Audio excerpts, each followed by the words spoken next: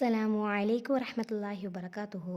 இன்னைக்கு இருக்கக்கூடிய காலகட்டத்தில் நமக்கு ஏதாவது வியாபாரத்தில் நஷ்டம் ஏற்பட்டாலோ, இல்லை வீட்டில் ஏதாவது பிரச்சனை ஏற்பட்டா, இல்லை நமக்கோ நம்ம குடும்பத்தில் யாருக்காவது நோய் ஏற்பட்டா, அதற்கான தீர்வு என்னன்னு சொன்னால் ஜோசியமாக தான் இருக்குது.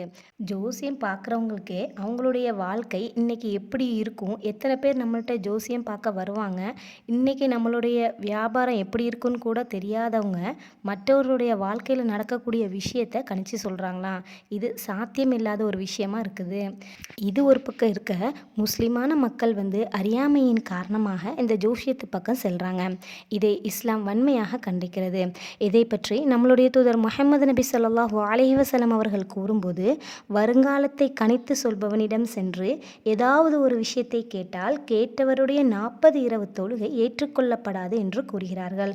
சுபஹானல்லாஹ். நம்ம செய்யக்கூடிய ஒவ்வொரு அமல்களையும் அல்லாஹ் ஏற்றுக்கொண்டானா என்று நமக்கு தெரியவில்லை. அந்த நிலையில் நாம் இந்த ஜோஷியத்தின் பக்கம் சென்றால் நம்மளுடைய 40 இரவு தொழுகைகள் நஷ்டமடைந்தவர்களாக நாம் ஆகிவிடுவோம். நவுது பில்லாஹி மின்ஹா. அடுத்த நிமிடம் நடக்கும் விஷயங்களை அல்லாஹ்வை தவிர வேறு யாரும் அறிய மாட்டார்கள். அல்லாஹ் நம் அனைவருக்கும் அருள் செய்வானாக. அஸ்ஸலாமு அலைக்கும் வரஹ்மத்துல்லாஹி வபரகாத்துஹு.